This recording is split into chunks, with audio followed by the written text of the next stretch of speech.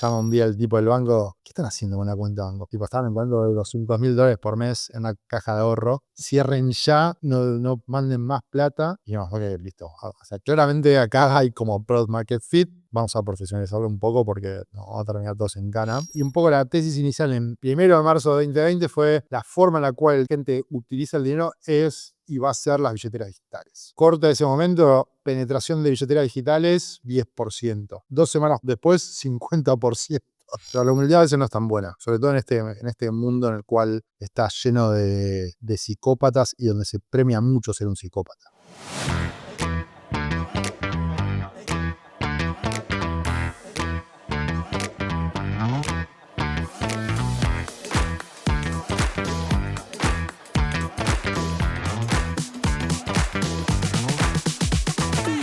En el episodio de hoy vamos a hacerle una entrevista al CEO de Velo, el famoso Boudrois. No sé cómo se pronunciará la versión francesa o castellana. Que bueno, obviamente toda la gente de la comunidad va a saber quién es, qué hace, de qué se trata.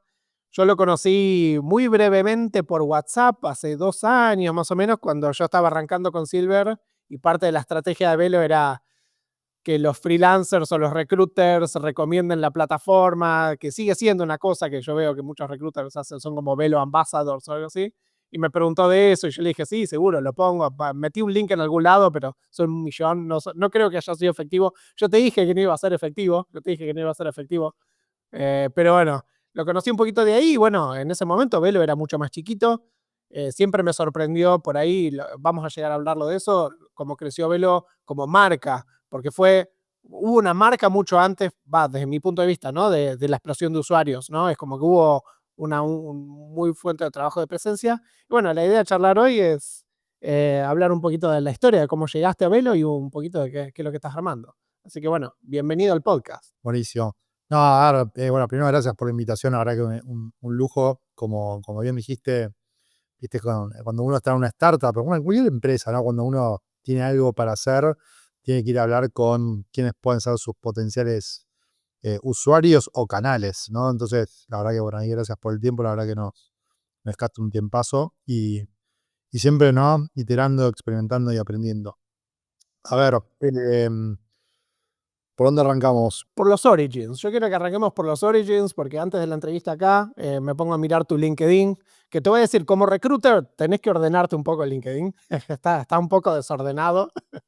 O sea, si buscas trabajo, yo te tengo que decir que arregles eso. No soy ingobernable, así que no creo que busque trabajo nunca en mi vida, pero es como que estoy roto en ese sentido. Pero me encantaría después ahí una masterclass para Sí, ponerlo de punta en blanco. es que no se entiende la historia, ese es el problema. Entonces yo voy y digo, empecemos por lo básico, digo yo. Vamos, ¿qué estudió? Y veo ya hay 2 títulos que no tienen nada que ver. Biología y marketing. Así que empecemos con, ¿qué pasó ahí? Ahí es básicamente el conflicto. Mi cabeza es entropía pura. No, a ver, digamos, bueno, Manuel Borá, yo soy, digamos, argentino, nacido en el oeste, en Aedo. Me crié toda mi vida ahí. Bueno, diría hasta la adolescencia. Después me mudé a Capital. Mi padre ingeniero electrónico, mi hija artista plástica. Así que ya un poco ese quilombo que ves en el LinkedIn se ve también en mi formación. Eh, y como decís, digamos, mi primera experiencia, si querés, como emprendedor fue justamente con mi familia. Mi hijo es emprendedor, cuando antes que se llamen emprendedores, si querés, ¿no? O sea, armó su empresa de telecomunicaciones en los 70 y yo mamé eso toda mi vida y creo que soy emprendedor porque mi hijo era emprendedor, ¿no? O sea, creo que el tema de la educación formal y familia para mí, bueno, hacen que sobre todo la parte de la familia es súper importante para lo que son esas cosas primitivas que a uno le van a dar proyección a futuro, ¿no? Te quiero hacer una pregunta de eso. Vos decís, vos sabés que el invitado anterior dijo algo similar, que la familia fue muy importante en que tenga el ambiente para que se vuelva emprendedor. ¿Qué es lo que hacía? O sea, ¿lo veías a tu papá armar la empresa o por ahí participabas en alguna parte de sus actividades y lo veías en el día a día? Tengo un recuerdo patente de verlo a mi viejo, no sé, pero si un día de semana, fin de semana, estudiando, ¿no? Y cuando uno es pibe, decís, bueno, vos estudiás en la semana en el colegio. Y mi hijo dijo, no, vos tenés que estudiar toda tu vida y cuando trabajás también seguís estudiando. Y eso me quedó muy, no sé por qué, pero me quedó muy patente, ¿viste? Y yo odia estudiar, la verdad que en el colegio siempre, no, no, era promedio, no, la verdad que no fue, digamos, no era el mejor, claramente tenía otros atributos, pero el tema de estudiar había como un estigma muy grande, pero eso en particular me quedó. Y verlo a mi viejo, bueno, romperse el culo durante muchas horas, llegar muy tarde a casa, que le vaya bien, que le vaya mal, fundir, que bueno, nada, esa cosa cíclica, ¿no? Digamos que es mucho de cuando uno de alguna manera arma algo de cero, lo viví muy de cerca con algunos traumas y con un montón de alegrías. Y creo que desde muy temprano fue como, che, yo quiero eso, ¿no? Y, y algo fundamental para mí fue siempre con, digamos, mucha contención, amor y muchísima libertad. En cuanto a, vos podés ser lo que vos quieras, no es que, no, viste, la típica, no, vos tenés que ser abogado o vos tenés que ser ingeniero, y eso automáticamente yo creo que te autolimita y te saca un montón de otras posibilidades. En retrospectiva, creo que debería haber ido a estudiar ingeniería, porque creo que te da un montón de skills muy copados. Incluso creo que hoy si vuelvo a la universidad y me iría a estudiar matemática o física, creo, ¿no? O sea, como que me iría para algo mucho más abstracto. Pero nada, igual no, mi carrera académica fue divertida. Pero sí, creo que la parte de la familia definitivamente aporta un montón. Eh, no, yo, en mi caso en particular, no es que me ayudó económicamente a emprender, digamos, porque mi camino emprendedor fue con mis propios medios. De hecho, siempre fui medio en contra de eso, ¿no? Creo que incluso hay mucha gente que está en una posición económica muy favorable y termina siendo unos inadaptados, ¿no? Digamos, como que hasta me genera un poco de bronca no aprovecharlo eso, ¿no? Che, flaco, tenés millones de dólares y estás todo el día fumando porro, tipo, no, hace algo de tu vida, realmente tenés un privilegio muy grande, adueñatelo y hace algo que sea superador, ¿no? Pero bueno, nada, cada familia es un mundo, cada persona es también un universo, ¿no? Em, lo que obviamente, digamos, creo que nuevamente en lo que era emprender, era una palabra que no existía como tal, ¿no? Es como relativamente de los 2000 y pico, ¿no? Pero sí, bueno, esta idea de crear, digamos, una empresa propia, ese famoso ser tu propio jefe, y esto que te digo de LinkedIn y ser ingobernable, es algo que me pasa todos los días. Yo no, o sea, yo tuve obviamente relaciones, laburo en relación de dependencia, pero siempre fui bastante freerider en los trabajos, ¿no? Como que no hacía mucho mi propio trabajo. Y eso obviamente te trae un montón de problemas también, ¿no? Porque yo estuve 5 años laburando en Accenture y claramente era un outlier ahí adentro.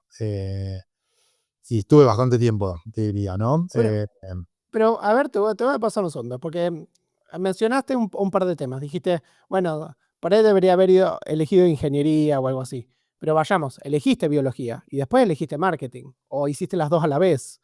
Y estás diciendo que había un componente de emprendedurismo interno.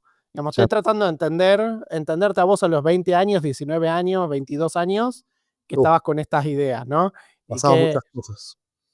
cuando empezaste biología, ¿era porque te interesaba biología o pensabas voy a hacer algo en biología? No, la verdad que, o sea, la biología en sí es algo que hoy por hoy me sigue apasionando. Me encantan las plantas, tengo dedo verde, como se le dicen, o sea, se me hace muy fácil esto de relacionarme con la naturaleza. Es algo que me apasiona.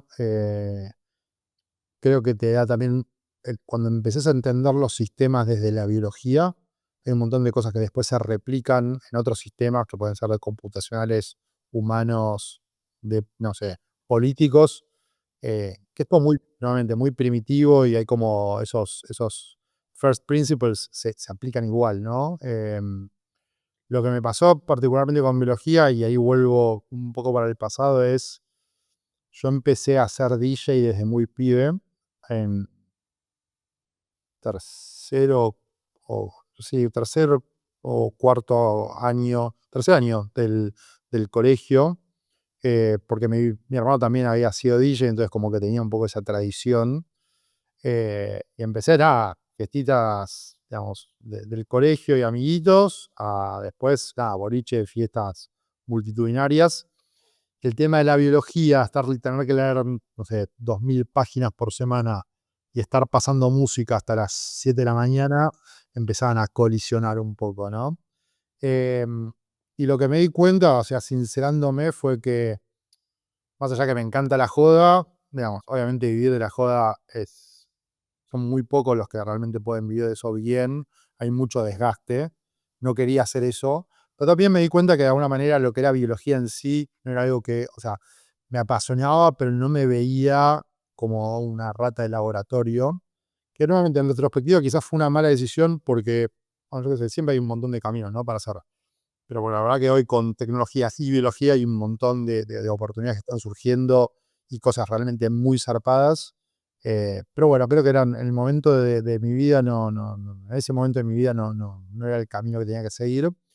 Y de alguna manera lo que hice fue ponderar mucho más mi pasión por la tecnología, un poco influenciado por mi viejo, y la sensibilidad por el diseño, el arte de parte de mi vieja, ¿no? Dije, ok, mira, diseño interactivo era como el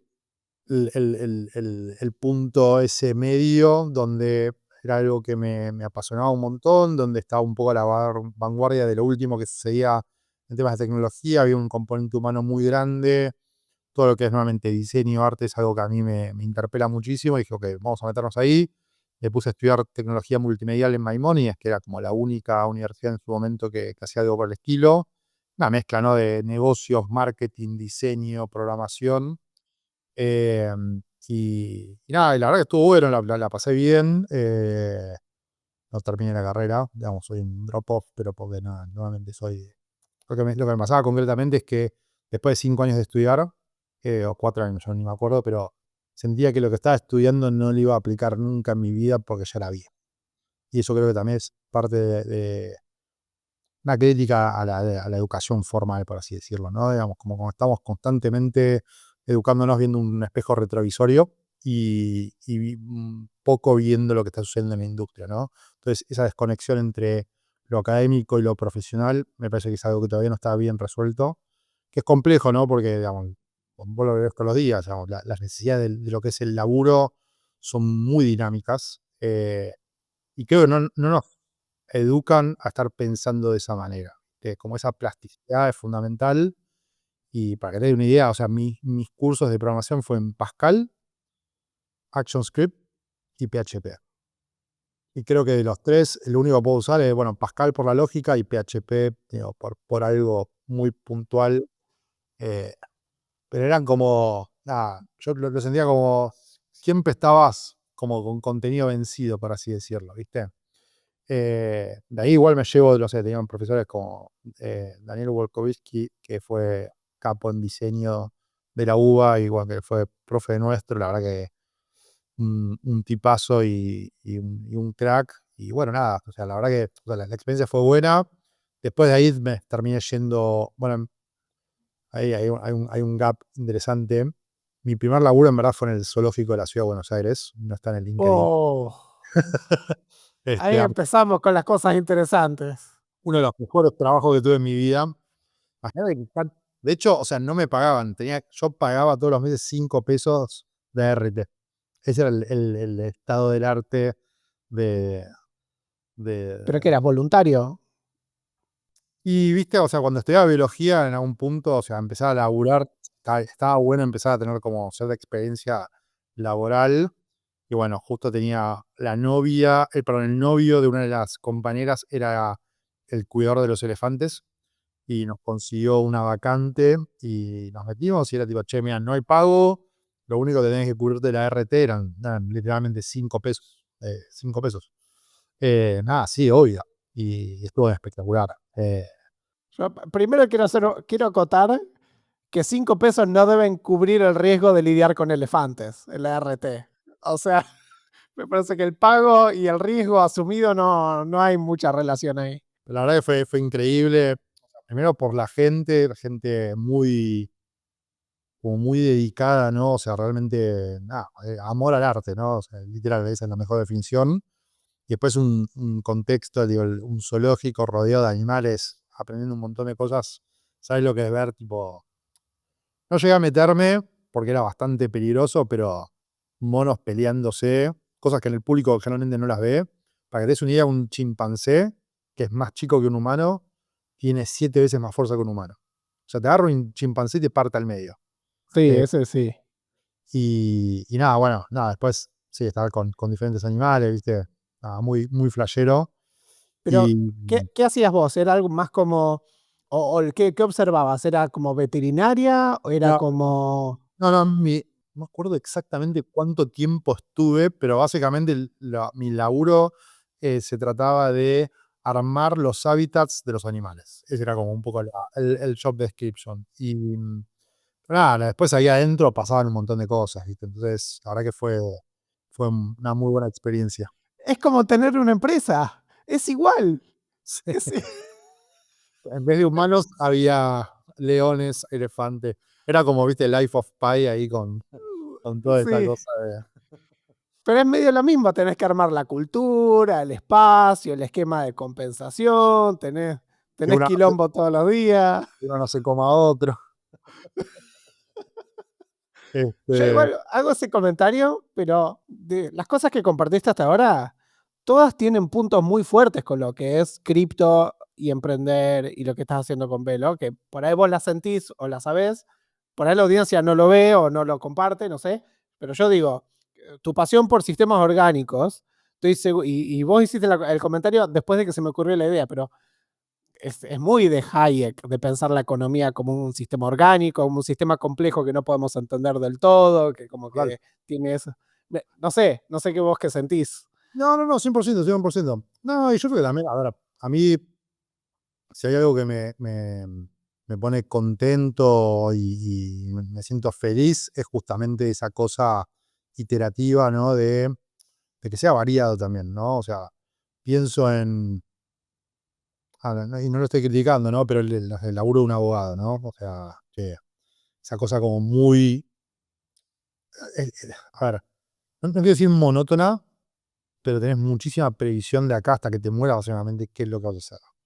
Y lo mío fue como ir saltando de un lugar para el otro, y creo que eso básicamente lo que te da es más flexibilidad y más experiencias muy disímiles que te dan herramientas para nuevamente poder atacar diferentes aspectos de la vida.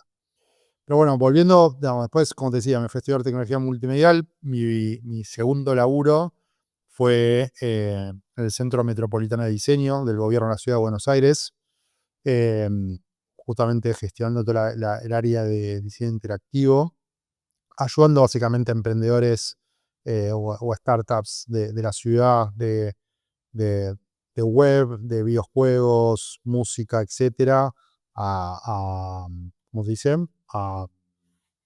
Nada, a desarrollar su negocio, poder vender, ir a ferias, etcétera. Ahí estuve un año aproximadamente. Me acuerdo que me pasaron a planta permanente, que la semana, digamos, renuncié porque, nada, me aburría muchísimo. Eh, Así que nada, pues la verdad que estuvo muy bueno.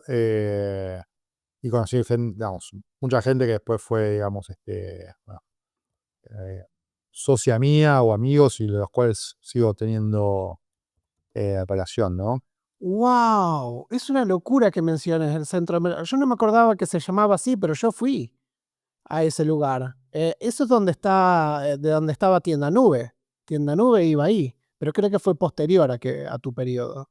Esto era, en el momento era toda la manzana, hoy es toda la manzana, antes era la esquina solamente. Vos sabés que el episodio que va a salir, el siguiente, el que ya está por publicarse, hablo de que fui a una conferencia ahí y que el que lo organizó la conferencia había sido Guillermo Rauch.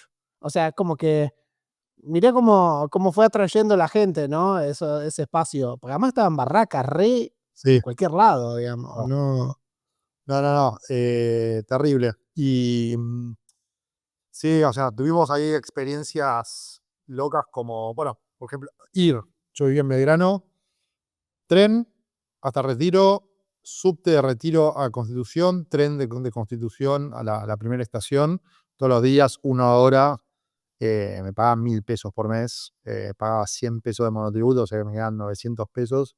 Pero bueno, o sea, la verdad que esa experiencia después no te las quita nadie. Quedarte hasta las 11 de la noche, digamos, en barracas no está bueno. Pero bueno, normalmente también, ¿no? Es como que te permite ser resourceful, por así decirlo.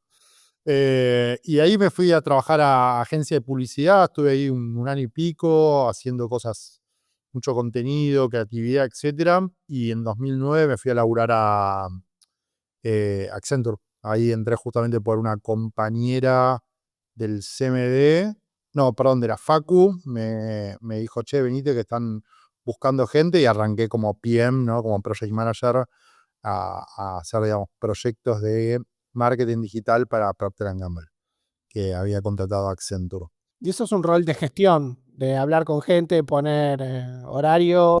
Gestión de proyectos, digamos, Project Manager, así, proyecto, bueno, que las cositas una tras de la otra, gestionar, quilombo, atacar, SLAs, nada, todo lo que es, digamos, todo esas metodologías.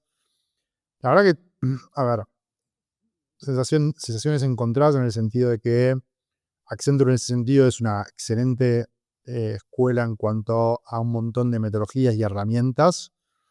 Te chocás contra una burocracia y problemas y políticas que decís, ¿qué poronga estoy haciendo acá? Y después esa cosa, viste, del rat race, como, nada, viste, de pisarse las cabezas. eh, Cosas copadas que me pasaron fue, digamos, estar laburando en inglés todo el día. Cosas desafiantes era que mis jefes estaban en Mumbai, o sea, hablar en inglés con indios de la India es un nivel digamos, de dificultad. High difficulty, digamos, en Berlín, en España, en Estados Unidos, bueno, nada, todas las Américas. Pues en ese sentido estuvo buenísimo, tanto oral como escrito, metodologías, esto de plantear ideas, problemas, como que manejarte en corpo, viste, tiene, digamos, necesitas unos skills bastante particulares que después obviamente hay mucho, sobre todo en lo que es manejo de gente, sirvió un montón. Eh, y digamos, eso me permitió, bueno, arranqué como nuevamente como PM, así bien raso, y terminé manejando toda la operación local en Argentina, que éramos unas 40 y pico de personas. Eso me interesa porque el último título que tenés ahí en el LinkedIn dice Service Delivery Lead y hablas de esto. Sí. ¿Y ahí qué hacía? ¿También era un rol operacional pero con más responsabilidad? ¿O hacías algún tipo de esta aplicación de marketing, de presencia digital, innovación? ¿Qué hacías? Mira, yo fui un poco el impulsor de todo lo que era innovación adentro de Accenture, sobre todo en esto y en este departamento y con estos clientes.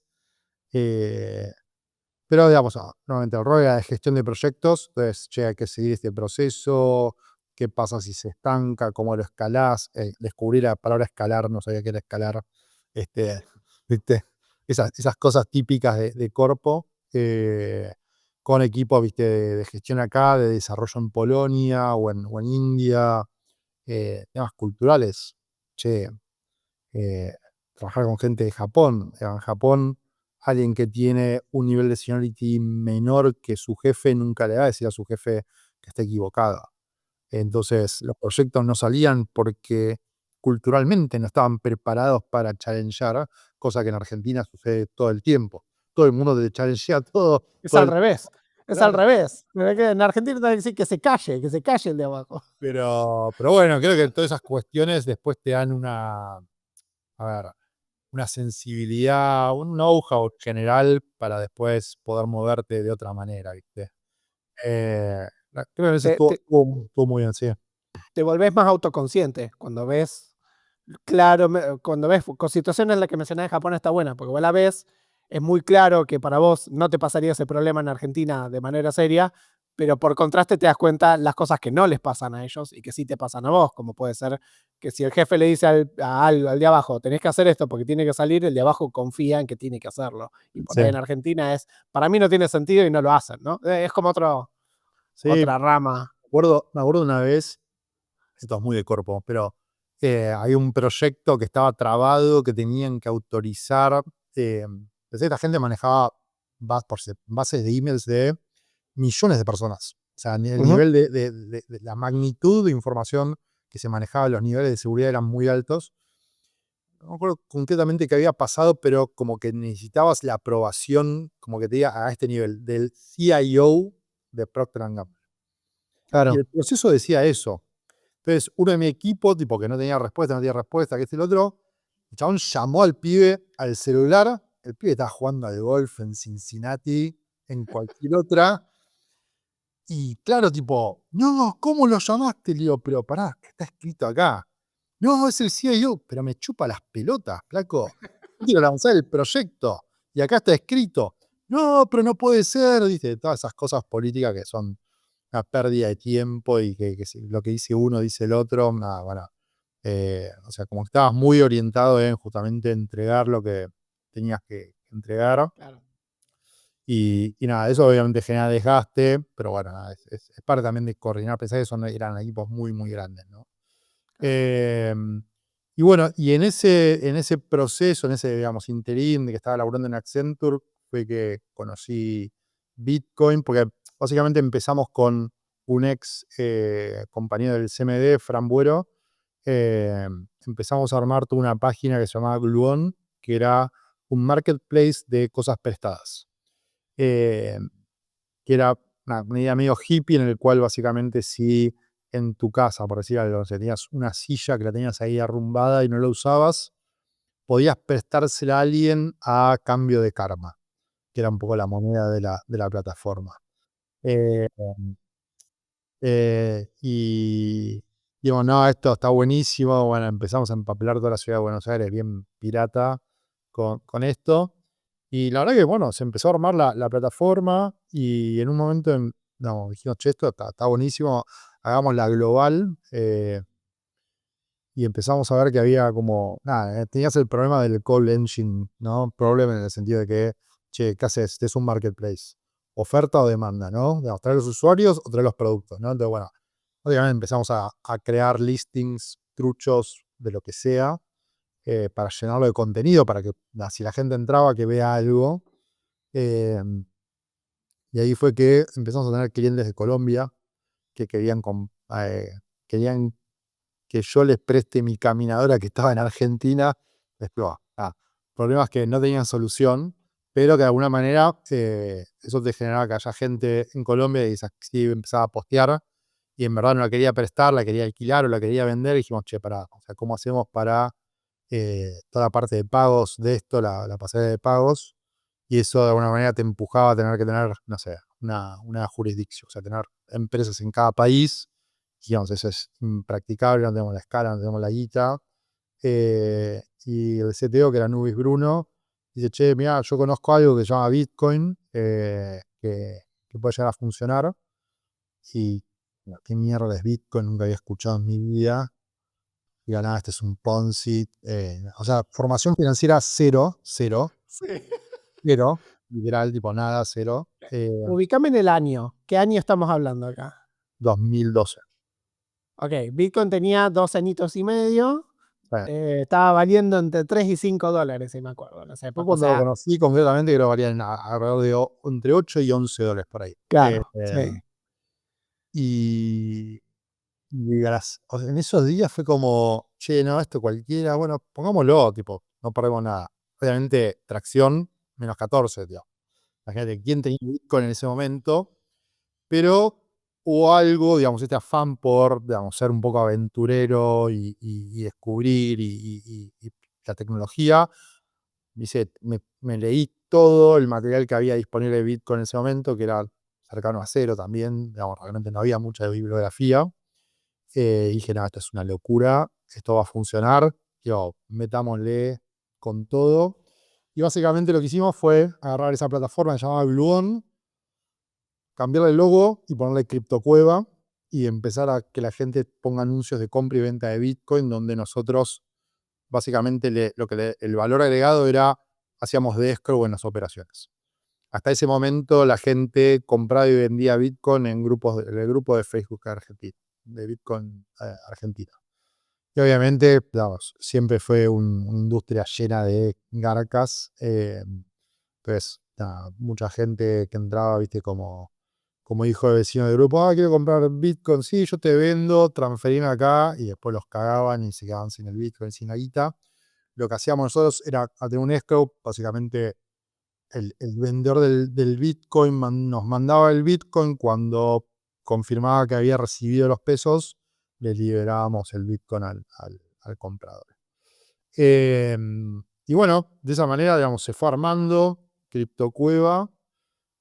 El nombre duró poco. Rápidamente justo ahí con unos emprendedores que venían, que eran un poco los referentes de emprendedores también, algunos chicos que, bueno, estaban ahí con Streama, algunos pibes de Litva, dijeron tipo, che, el nombre está medio shady.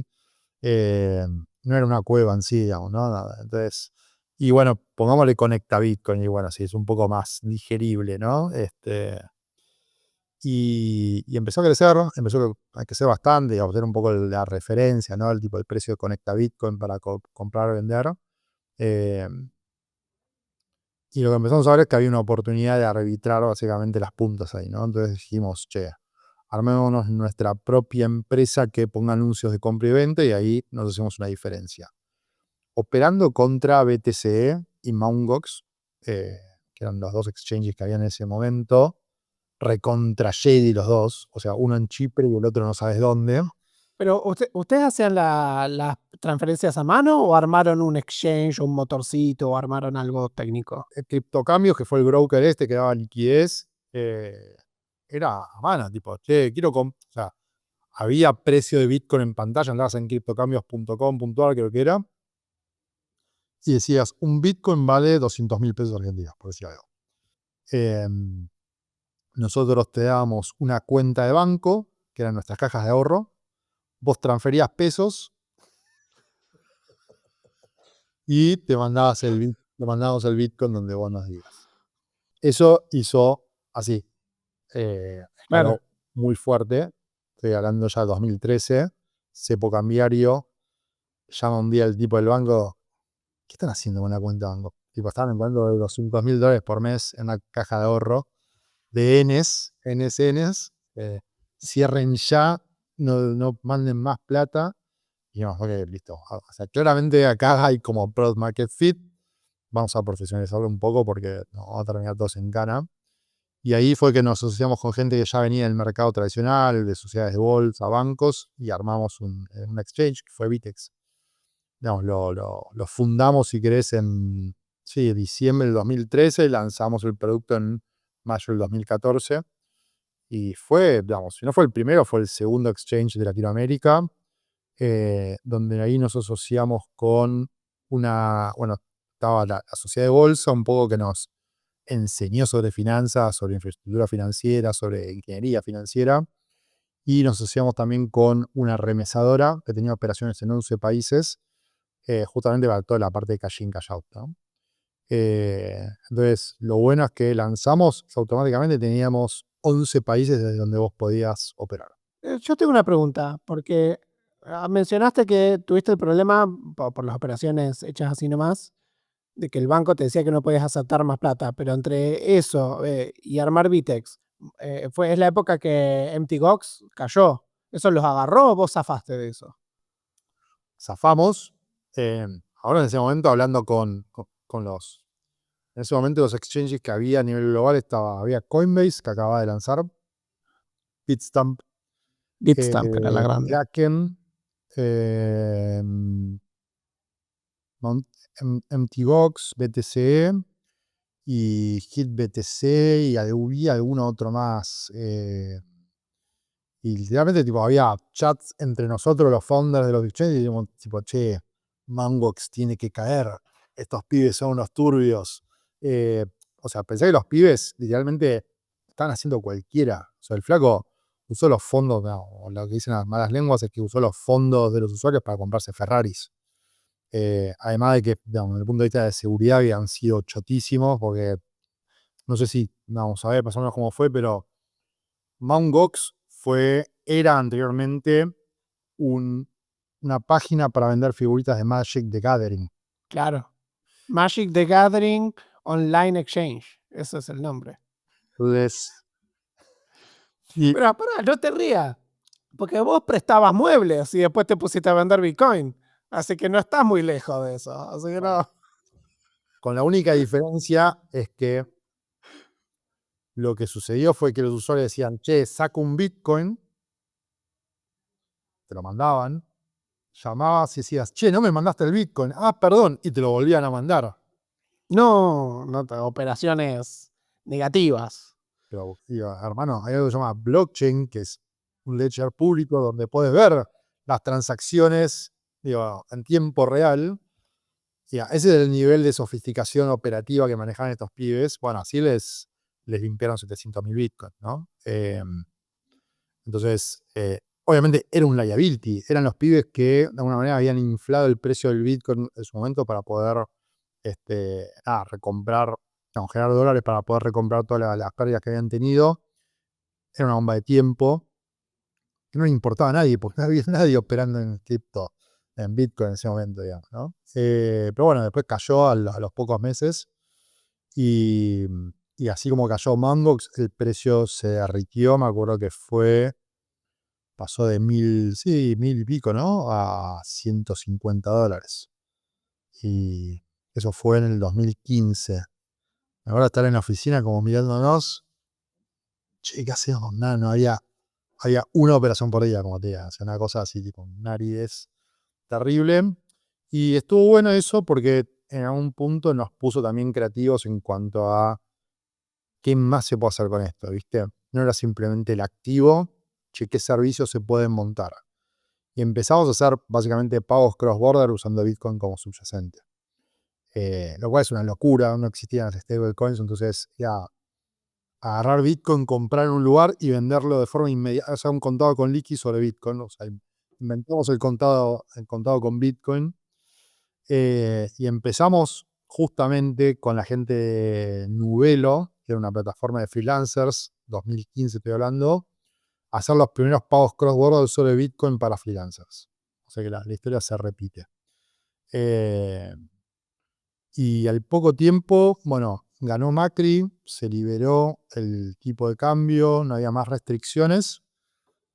Seguimos metiéndole fuerte a esto, expandimos el negocio a otros países, abrimos Argentina, bueno, estábamos en Argentina, Chile, Paraguay, Uruguay, mala decisión, las tres, mercados muy, muy malos, sobre todo desde el punto de vista bancario, y desde el mercado en sí mismo, pero empezaron a suceder cosas interesantes como por ejemplo que logramos que un banco quiera usar Bitcoin para hacer pagos cross-border al exterior como alternativa a Swift.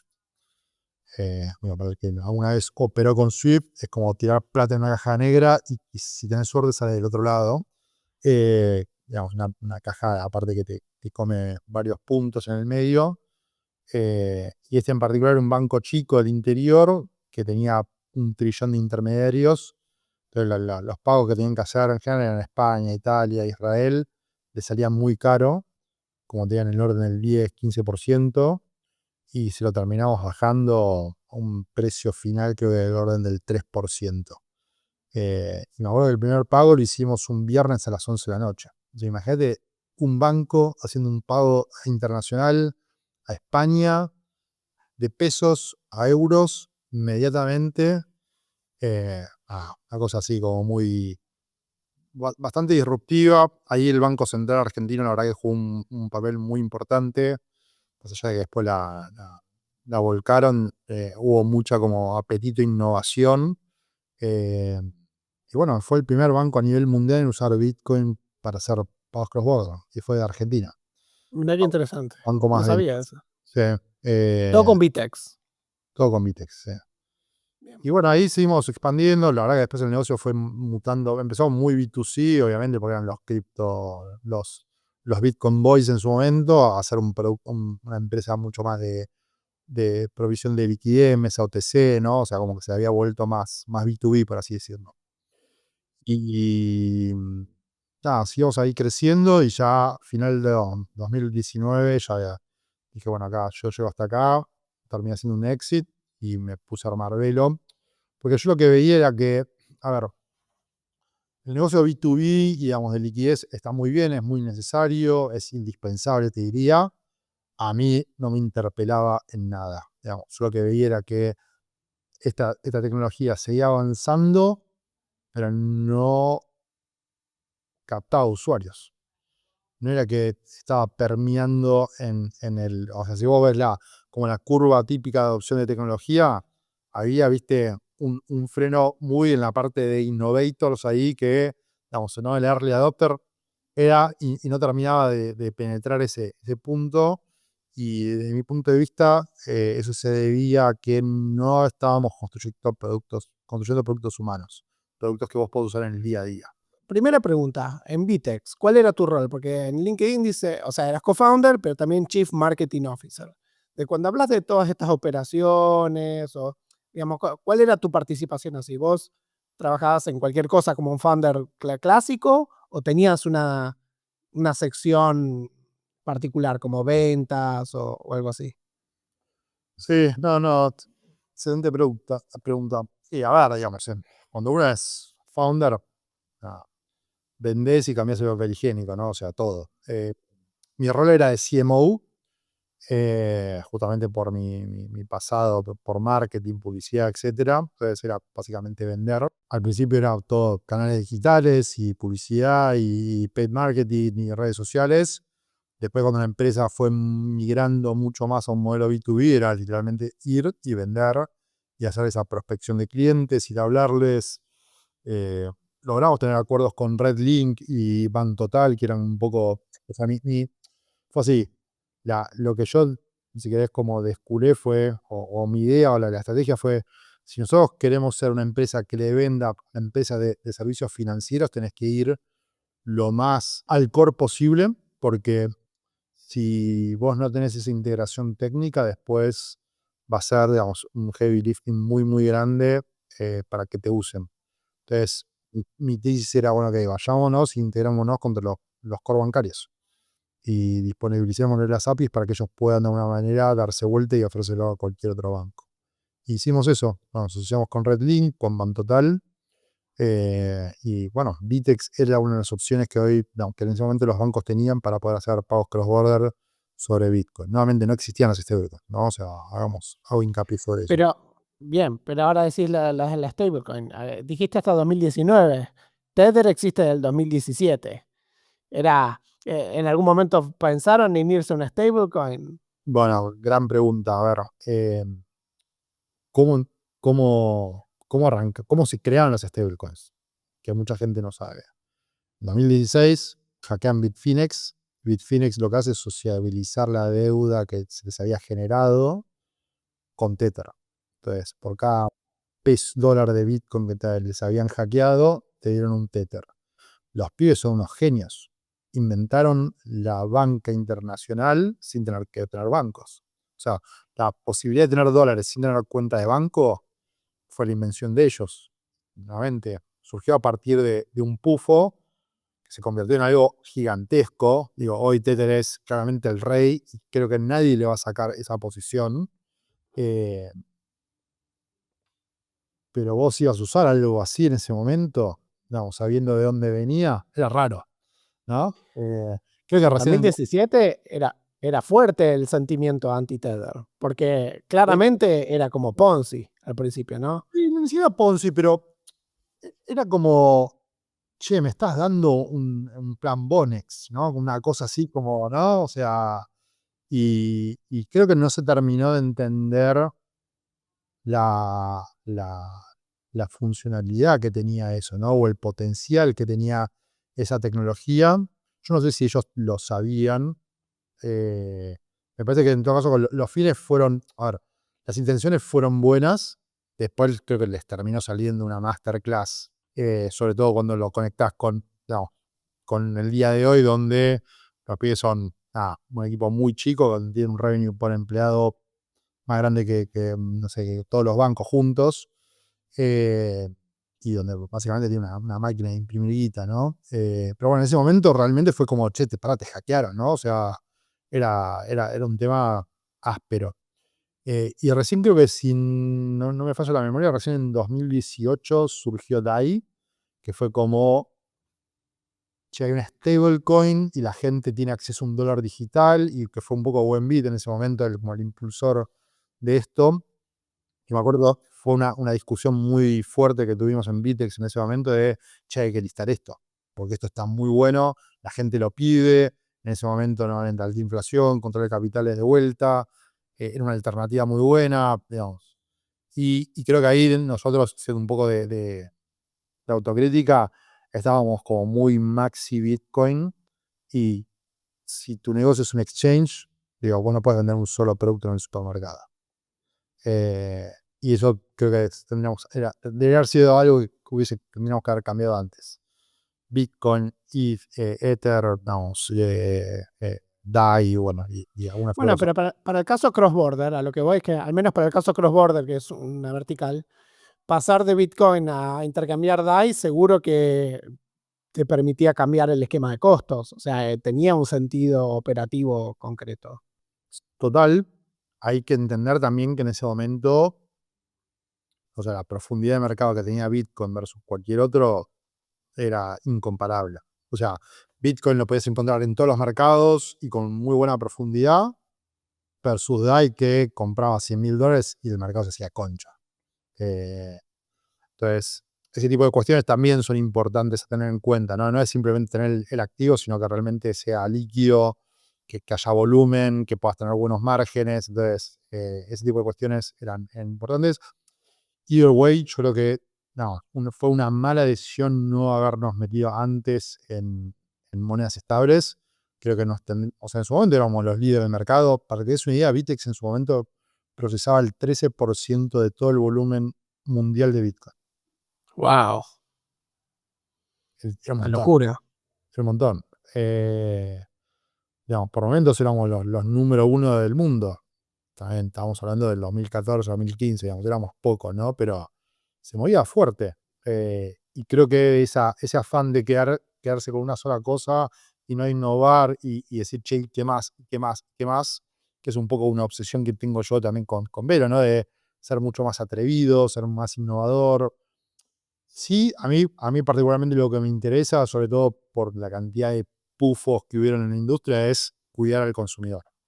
No listar cualquier cosa. De hecho, este año listamos Solana.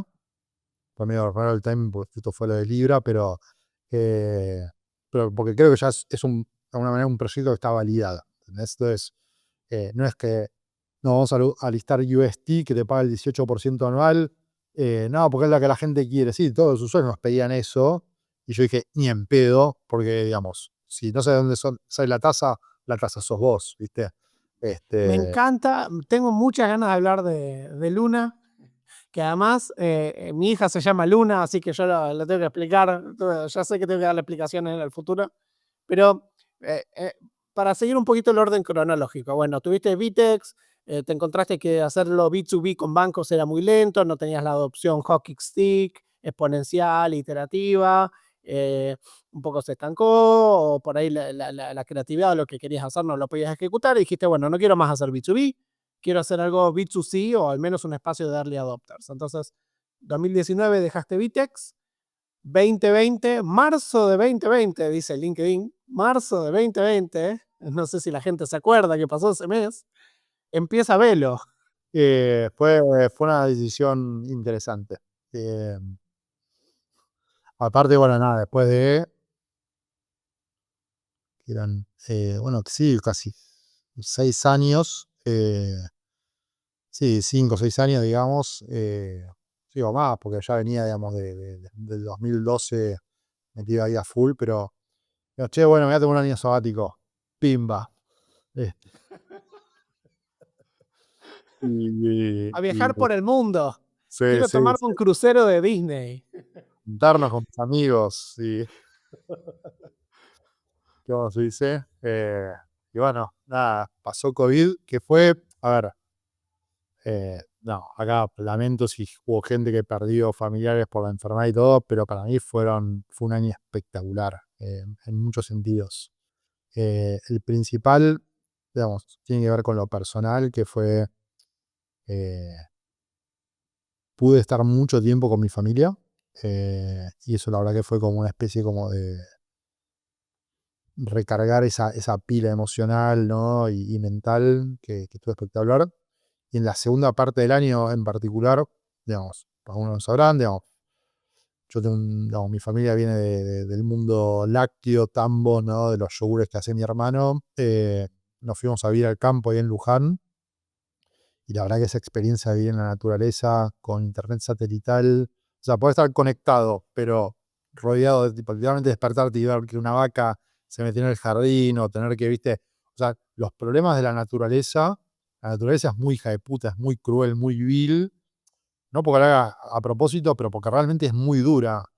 Y vivir eso y tener, no sé, una calidad de vida mucho más sana, iba a correr todas las mañanas, viste, con las 7 de la mañana en oscuridad, en el medio del campo, estar con los perros, con mi hija que me hacía un asado al mediodía y no tenía a quién, no tenía nada que hacer, viste, en un punto, mientras estaba armando velo, en verdad, ¿no? Pero eso, la verdad que esos vivimos en el campo unos 6, 7 meses. Fue una experiencia de la puta madre, realmente muy, muy buena. Mucha conexión. Entender que la ciudad también te caga la cabeza en cuanto a esta cosa de estar siempre ocupado, siempre corriendo. Ahí es como que mágicamente tenés más tiempo, mágicamente comes mejor, mágicamente haces más deporte, pasás más tiempo con tus seres queridos. Obviamente es mucho más monótono y sobre todo el tema social. Bueno, también era COVID, ¿no? Estábamos, a un punto nos planteamos incluso irnos a vivir al campo, tipo, estábamos, mira, el día que hay un colegio ahí en Luján que es bastante bueno, el día que íbamos a ir a ver el colegio para mi hija, nos llamaron del colegio de Buenos Aires diciendo, che, el lunes arrancan las clases. Fue tipo, como el meme, viste, de que el chabón tipo dobla en la curva, era así. Sí. Eh, Estuvimos a punto literalmente de irnos a quedarnos a vivir allá. Pero bueno, nada, la verdad que cuando vos pensás, sobre todo en tus hijos, el acceso a la educación, la sociabilización, eh, era como que valorábamos mucho más estar en un ambiente donde Claro. haya más diversidad, ¿no?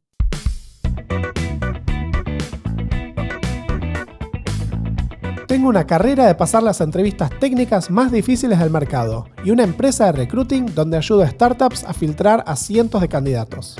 Y ahora te voy a ayudar a vos. Creé Interview Ready, un programa de preparación de entrevistas para que veas cómo yo doy y hago entrevistas y aprendas a pasarlas. Descubrí más con ready.silver.dev. Pero cuando arrancaste Velo, ¿cuál es el origin de decir, bueno, ahora me voy a dedicar a esto full? ¿Empezó como un indie hacking? ¿Empezó directamente, esto va a ser un negocio grande? ¿Cómo fue esa chispa original? Eh, a ver, el objetivo era básicamente, o sea, la problemática, por un lado, era algo que, este fue un proyecto que se empezó a originar en el 2018, que diga, en mi cabeza. La necesidad de poder tener productos mucho más simples y productos donde básicamente sean utilizables en el día a día. De hecho, digamos, a Juan Fantoni, que es el hoy founder de Pomelo, en su momento trabajaba en Mastercard, me acuerdo de haberlo ido a ver así, y siempre estaba como esa disputa internamente con los socios de, no, sacar una tarjeta para gastar cripto es una pelotudez, que esto y lo otro. Y la verdad que, digamos, yo creo que fue, digamos, no de una genialidad, pero fue un muy buen hack de agarrar una tecnología de 60 años y utilizarla como proxy para permitirle entender a la gente que esto se puede usar para pagar. Y digamos, tiene que ver con básicamente entender la psicología de las personas. Entender que tenés símbolos y esos símbolos, digamos, tienen significados que si vos los pintás de una manera o la otra, los podés dar otro significado y eso te puede servir como puente para lograr tu objetivo, ¿no? A ver, fast forward, o bueno, marzo 2020, un poco la tesis era, che, mira, yo necesitaba tener un criptobanco, porque tenía exchange y tenía el banco, y me rompía las pelotas tener que estar vendiendo Bitcoin, pasar pesos, y que el banco me pregunte de dónde salen estos pesos, y poder gastarlo, y que esa cosa no conviva, era como muy friccional. O sea, armemos algo que de alguna manera englobe las dos cosas. Y un poco la tesis inicial en 1 de marzo de 2020 fue la forma en la cual el dinero, digamos, la gente utiliza el dinero es y va a ser las billeteras digitales. Corta ese momento, penetración de billeteras digitales, 10%. 2 semanas después, 50%. Entonces, fue como, ok, bueno, acá gracias al director de innovación COVID digamos, esa adopción masiva de tecnología. Y eso fue también un espaldarazo de decir, tipo, che, ok, vamos por este lado porque claramente hay algo. Y bueno, nada, el producto se fue armando el equipo. Aprendí a ser CEO también, digamos, todos los días aprendo, digamos, las cosas nuevas. Es un laburo muy particular, muy diferente a lo que yo creía que era, muy solitario, donde, digamos, hay una cuestión acá también de ser un gestor de tus tiempos, energías, voluntades, centralización, vehemencia. O sea, es como que realmente es muy, muy completo, y donde básicamente, al final del día, si vos no sos el que está apretando el acelerador, no podés esperar que, digamos, el resto de la gente esté apretando el acelerador, ¿no? Vos allá que tengas un equipo de la puta madre, como que el tempo y la cadencia se lo tenés que estar poniendo vos, ¿no? Entonces, eso obviamente no cualquiera lo puede hacer porque requiere una cantidad de energía absurda. Y por otro lado, no te puedes dar vuelta y decir, che, hoy me siento para el culo, estoy deprimido, porque no, sos el CEO. No puedes, no puedes abrir esa ventana, por así decirlo, ¿no? El equipo que dirige Velo, contame un poco, porque hubo idas y vueltas. Yo lo conocía al otro, al Manu López. Un poquito, ¿cómo es el equipo original? Y ahora, porque vos decís, uy, ahora el camino del CEO es un poco solitario. ¿Cómo es el equipo ahora? Mirá, sí, o sea, no, el equipo tuvo un montón de cambios en ese sentido. Arrancamos siendo 4, al tiempo, digamos, una de las founders, que era Hannah, ella se fue. eh, y después, bueno, Manu también se fue. Bueno, quedamos 2, sumamos un tercero, después se fue. Fue como muy dinámico, muy, muy caótico también, te diría.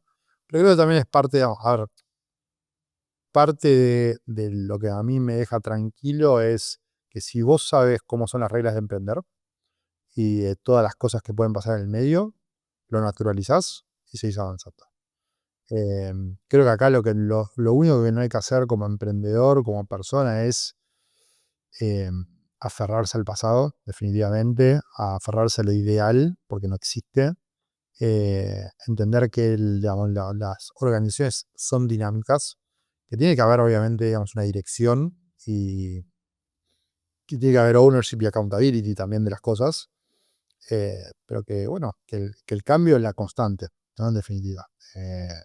O sea, me ha pasado tener que cambiar de CTO 3 veces y Claro, el tamaño de la pija, bueno, fue achicándose con el tiempo, si quieren, ¿no? claro. Pero la primera fue durísima, boludo.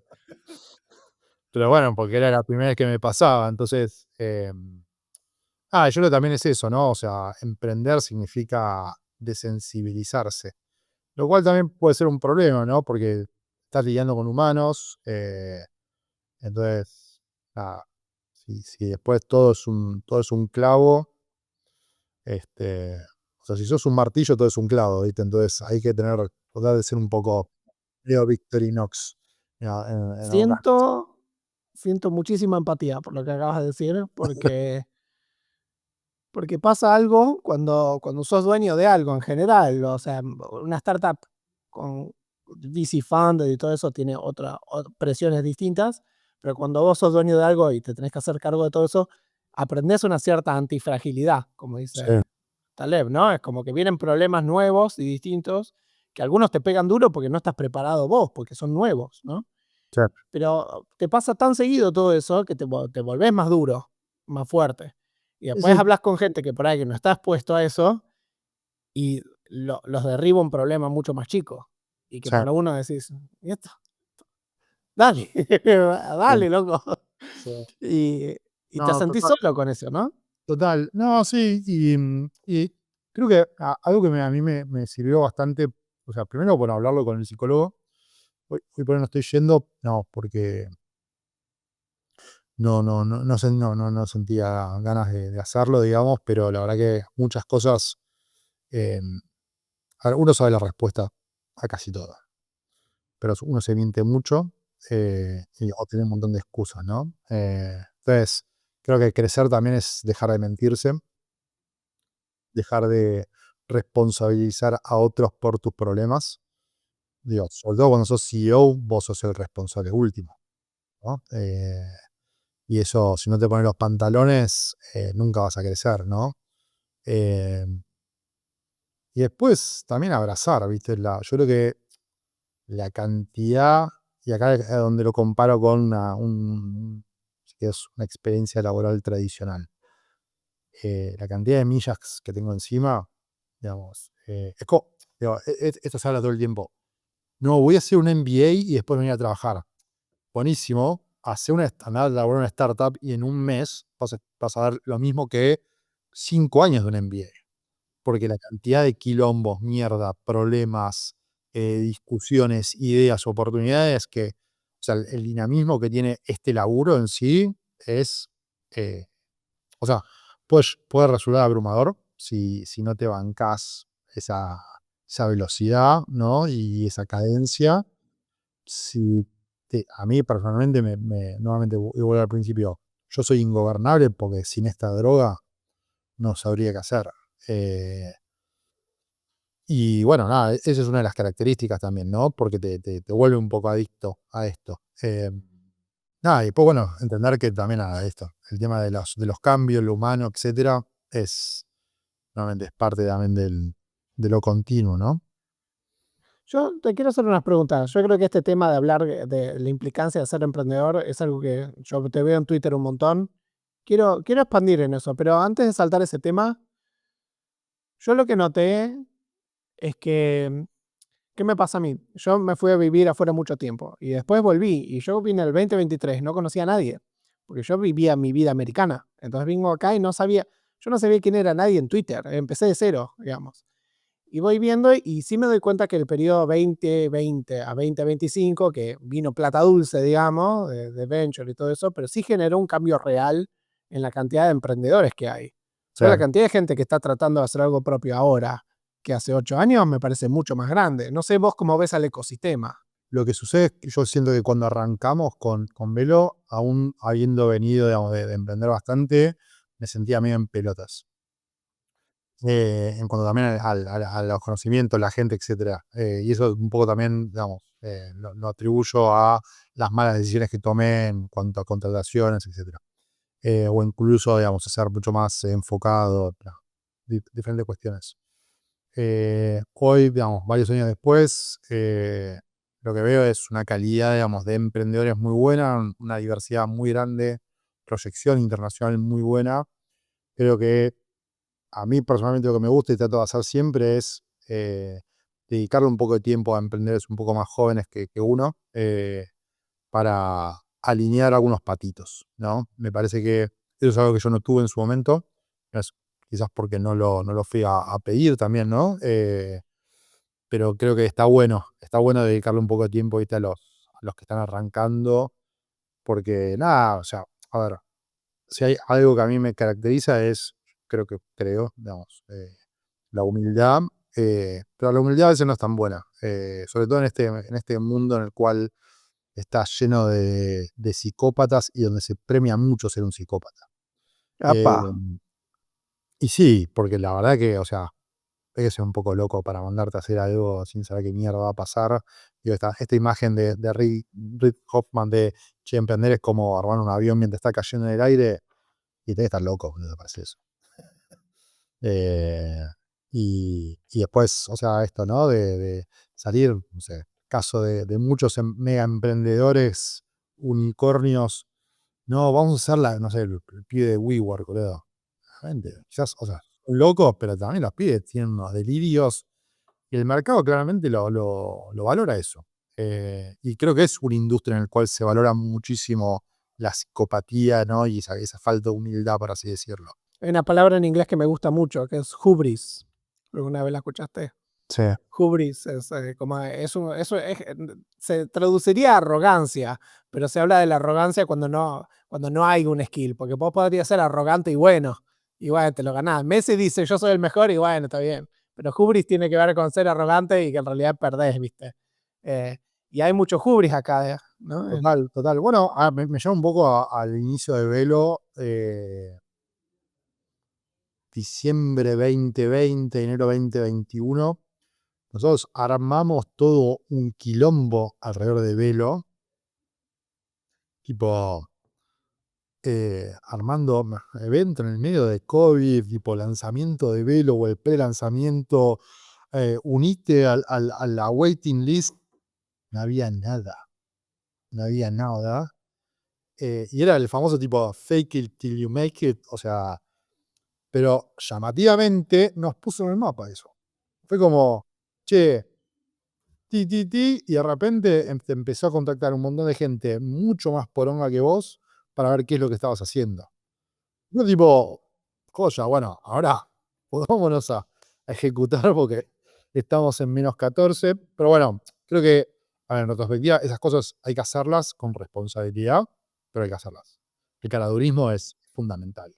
Hay que ser un poco arrogante, hay que creérsela bastante, sobre todo porque nuevamente cuando sos vos solo y no tenés dónde apoyarte, bueno, hay que construir un personaje, ¿no? Y muchas veces creo que el ecosistema pondera mucho, le da mucho valor justamente a esa cosa más de, no sé si de rockstar, de estrella, ¿viste? Pero bueno, un poco hay cierto aspiracional también en cuanto a la figura del emprendedor, me parece, ¿no? Hay una expectativa de cómo tiene que lucir.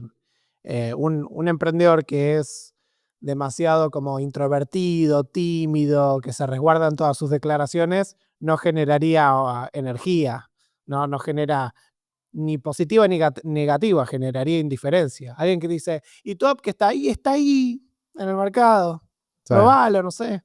Y es sí, como que no genera una emoción, ¿no? no, Se espera algo. sí, sí, sí, sí, no hay excitación. Pero bueno, eso también, o sea, o sea, yo lo pienso, a ver, yo soy bastante extrovertido, digamos, ¿no? Pero lo pienso en un pibe que es recontra mega introvertido, que en tecnología está lleno, digo, la gran mayoría. Esos pibes deben sufrir un montón también. Es como con todo el wokeismo, los pibes que les costaba relacionarse con mujeres. Tipo, che, no me mires porque eso es acoso. Uf, ese flaco la pasó muy mal. Pasó muy mal. Digo, creo que hay algo de eso también, ¿no? Entonces, obviamente los abrazo a la distancia, pero bueno, hay que ponerse, ¿viste? Los pantalones y dar ese salto, ¿viste? Yo quiero hacer un comentario sobre lo que dijiste, porque en la entrevista anterior que hago, la otra persona también dijo, yo armé como, vendí el proyecto primero y después me lo puse a hacer, hubo un proceso así. Yo creo que, yo creo que si vos, por ejemplo, te tuviese que tocar pasar por ese ciclo otra vez, sentirías la confianza de que lo que vas a proyectar es algo que tenés un cierto grado de confianza de que lo podés construir. Puede fallar, pero tenés confianza de eso. Yo pienso que no hay que hacer algo que, a ver, están los experimentos donde uno trata de validar la demanda sin la idea de hacerlo, ¿no? Eso existe, como puede ser armar una landing donde yo digo, bueno, venía a trabajar a gente de Brasil, venga a trabajar a Silver, y yo me fijo si viene gente, y por ahí yo no quiero abrir esa puerta. Y después está él, yo voy a hacer esto, voy a hacer que esto pase. No existe ahora, pero yo sé que lo voy a hacer pasar. Y como que encontrar el punto donde uno es responsable con eso viene de la experiencia. Y la gente que recién empieza no tiene experiencia. Entonces, es como que es natural que pasen estas cosas. Que el que tenga éxito es el que hizo un poquito como de smoke screen, es natural. Porque el que se queda atrás no prueba nada, no sabe nada. Y el que se arriesga un poco descubre cosas. Y algunos de esos la van a pegar. Entonces, hay que encontrar paz en estas cosas. Sí, Porque yo creo que, a ver, nadie va a ir, a ver, nuevamente, es un ambiente o es una industria que al chamullero se lo premia un poquito, ¿no? O sea, tenés que poder venderte, digo, tenés que poder inflar esa cosa para que, digo, la típica del mundo VC dice, no, shoot to the moon. ¿Qué poronga sí, significa eso? ¿Y cómo haces para llegar ahí? cuando todavía no tengo ni tipo co-founder técnico, ¿entendés? Hay mucho de esto, yendo a tu comentario inicial, hay mucho storytelling. El storytelling yo lo veo mucho más como, creo que la metáfora más cercana que tengo yo es un mármol, un bloque de mármol, donde vos con cada palabra, cada idea, cada dibujo que vos haces, que comentás, es como una cincelada que le va dando forma.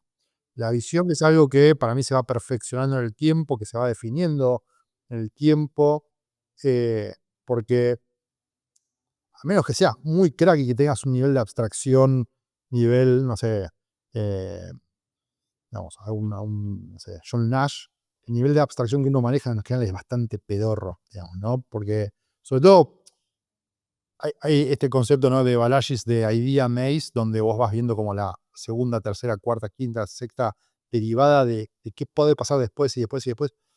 Eso, digamos, te consume mucho CPU, ¿no? O sea, y te pone un poco a prueba de cuáles son todos los posibles caminos que puedes llegar con los cuales te vas a chocar. eh, pero después, bueno, está la viabilidad, ¿no? O la posibilidad de que eso suceda.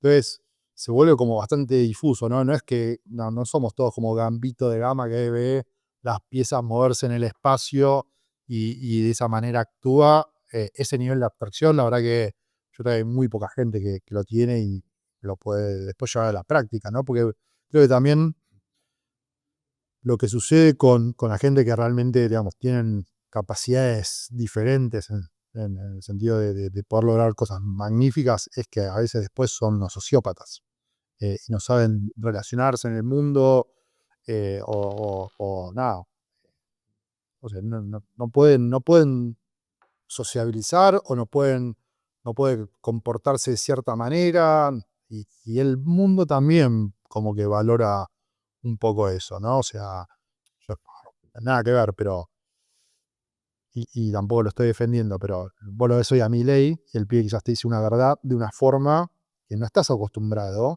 Y decís, este chabón es un Asperger, y quizás no es un Asperger, no sé en qué espectro está, pero no estás acostumbrado a lidiar con eso. Y se Claro. vuelve un trago muy difícil de tragar. Y lo ves a los periodistas, no, tenés que cuidar las formas. Y bueno, quizás no puedo, no sé. Pero yo creo que el emprendedurismo, yo concuerdo con tu observación de que nuestra industria premia a la gente que promete mucho de más, premia a la gente que tiene algún tipo de trait que normalmente considerarías negativo, como alguien que puede ser eh, un mentiroso, un vendehumo, puede ser. O sea, yo creo que los premia de corto plazo, no de largo plazo, porque eventualmente se cae eso, ¿viste? Pero también nuestra industria permite founders que son muy extraños, ¿viste? Cosas que no vas a ver un gerente de banco como Palmer Luckey, ¿no? Y Palmer Luckey es un tipo que es un genio en ejecución y se viste de mujer de anime en una conferencia de anime y al día siguiente va a construir cohetes y misiles para reventar gente. Hay algo en esta Lo, industria. lo banco, lo banco mucho a Palma. Eh, eh, em, ¿Cómo se dice? Sí, pero está bueno. Yo creo que, digamos, justamente ser un poco, ¿no?, en el que no haya prejuicio, es algo muy, muy bueno, ¿no? Y me parece que el otro día veía la entrevista que le hicieron a Naval, el pibe este, no me sale el nombre, Wilkinson o Bueno, Naval también es un personaje, una especie bueno, de budista tech, sí, no sé cómo sí, explicarlo. sí. Life Bueno, coach. ahora no me aparece, digamos, pero el pibe hablaba de, che, ser vos mismo. Y eso para mí tiene un valor gigantesco, porque en el mundo está lleno de gente, o sea, ser vos mismo en el sentido de que vos hacer lo que te haga feliz a vos, y eso va a hacer que básicamente seas exitoso, ¿no? Y yo creo que hay un montón de gente en el mundo que lo que está haciendo es tratar de copiar la estrategia eh, un poco ayer en joda, un poco en verdad, esto de, che, si sos tan capo, ¿por qué no sos millonario? ¿No? Y esto de, no, hay que hacer el curso de tal, o hay que ponerse el role, o ponerse, viste, el piso en Puerto Madero, y digo, son como un montón de atributos que en verdad son, nada, totalmente distorsivos de la realidad y que no hacen a que vos seas exitoso ni feliz, simplemente estás comprando el skin del upgrade del Crypto Bro masivo que te quieres cambiar, ¿viste? Pero bueno, creo que la gente está siempre queriendo shortcatear y lo que no entiende es que la vida es un puto sub y baja que es durísimo y que hay que sufrir, ¿no? Me parece que la cosa más, yo soy más de la escuela estoica, ¿no? En ese sentido, me parece que hay que, o sea, si todo es tan fácil, en algún momento te la van a pegar. O sea, hay algo Hay un de eso. costo escondido, vos decís. Porque la realidad tiene esos vaivenes. Si no los ves, está escondido en algún lado. ¿A eso te referís? Sí, es Porque, ¿qué significa te la vas a como privar? lo llevo a lo que es la minería de Bitcoin. Proof of work. Digo, vos para poder obtener una recompensa vas a tener que hacer un trabajo. Eh, y creo que Hay la un vida precio. es un poco así, ¿no? O sea, Hay un precio. Sí, yo pienso que. Sí pienso que hay algo raro. Y mencionás a Naval y Naval dice algo muy similar a Paul Graham, que es que uno puede tener una percepción muy cristiana de la vida. Mi mamá piensa así, pobre, no la va a escuchar el podcast por suerte, así que lo puedo decir, pero mi mamá siempre tuvo una percepción cristiana de como que la vida es sufrimiento. sí. O sea, todo tiene que ver con el sacrificio que haces, ¿no? El acto del sacrificio es el acto de valor. Pero Naval y Paul Graham, por razones distintas, llegan al otro lado, que es decir, en realidad si vos haces lo que vos querés, te vas a volver bueno en eso y ahí te va a ir bien. Entonces, en realidad, esquivar el sufrimiento es lo que te da éxito, porque es encontrar tu sentido de propósito, hace que hagas hacer lo que vos querés. Y yo creo que es muy difícil hacer lo que uno quiere, porque es difícil saber qué es lo que es y además nadie te lo va a decir, porque nadie sabe lo que vos querés. Ahí vuelvo al principio de la charla sobre cuáles son eh, cuáles son las condiciones básicas para, en este caso, ser emprendedor, ¿no? En mi caso, la familia, la libertad que tuve para poder hacerlo. Naval lo toma desde la otra vez, che, yo quise ser exitoso para poder escapar justamente de la antítesis, ¿no? Es interesante como tener las dos puntas, ¿no? O sea, uno porque tenía las oportunidades, tenías el espacio, el otro porque no tenías las oportunidades y de alguna manera tenías que lograr esas condiciones, o querías crear esas condiciones, ¿no? El problema es si estás en el medio, ahí estás jodido, me parece. Bueno, sí, eso pasa, ¿no? Porque cuando no tenés, hay algo en eso, en el emprendedurismo, de que Sí, está la gente con plata y la gente sin plata. Hay un efecto, ¿no? Digamos, para el que está más arriesgado, tiene el efecto quemé los barcos y sí, tiene una mayor chance de éxito. sí.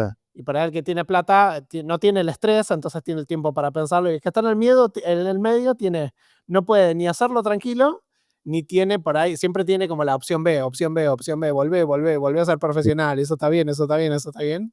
Y le genera como un crunch, ¿no? En lo que Sí, puede hacer. pero bueno, nada, la verdad que, yo qué sé, me parece que no, a ver, está bueno que tenemos hoy disponibilidad de un montón de contenido y experiencias que están realmente fácilmente consumibles. Creo que lo más importante acá es cada uno, viste, hacer su propio camino, no aferrarse al pasado y un poco construir, ¿no? ese futuro que vos querés, ¿no? Y disfrutar en el medio. Digo, si no lo disfrutás, digo, a ver, que se entienda bien. Yo cuando digo, quizás la palabra no es sufrimiento, sino esfuerzo, en el sentido de tipo, realmente conlleva mucho laburo, muchas horas. El famoso 10-year overnight success, ¿no? O sea, es como esa cosa donde realmente entendés que bueno, las cosas no te van a salir bien de la noche para la mañana, sino que bueno, hay mucho compounding en ese laburo. Sí, sí, sí, sí. Bueno, creo que con esto vamos a ir cerrando la entrevista. Ya nos pasamos un buen rato del target time. Muchas gracias por tu participación, gracias por comentar un montón de cosas que trajiste. Así que, bueno, no sé si quieres darle un mensaje a la audiencia, que son más o menos 4.000 programadores que están mirando acá. Tenés tu tiempo para hacerles el pitch de que se instalen Velo. Si todavía no lo hicieron, pruébenlo, me dan feedback así como Gaby en su momento lo hizo. No, pero creo que, o sea, ahora, yo disfruté un montón esto y me encanta un poco de compartir ideas, ¿no? También me parece que a mí lo que me gusta es eso. Obviamente, no, cuento mi experiencia, pero es mía, digo, cada uno ¿no? Creo que tiene que hacer su propia experiencia. Sí, me parece que está bueno, digamos, para la gente que realmente se siente diferente ahí, es saltar, ¿no? Al vacío y emprender. O sea, mm, estoy pensando si en casi, digamos, emprendí soltero, casado, con familia. O sea que no, si tengo familia, tengo hijos, no voy a poder emprender. Digo, me parece que tiene que ver mucho más con una pulsión interna, independientemente, digamos, de quienes tengas alrededor. Pero sí creo que ahí es importante, y yo siempre lo recalco, si tu familia no está alineada con vos en el momento de emprender, vas a fallar. Si no tenés a alguien que te banca, no te va a ir bien. Básicamente porque hay como fuerzas que van a contramano, ¿viste? Así que nada. Gracias por el tiempo. La verdad que lo disfruté un montón.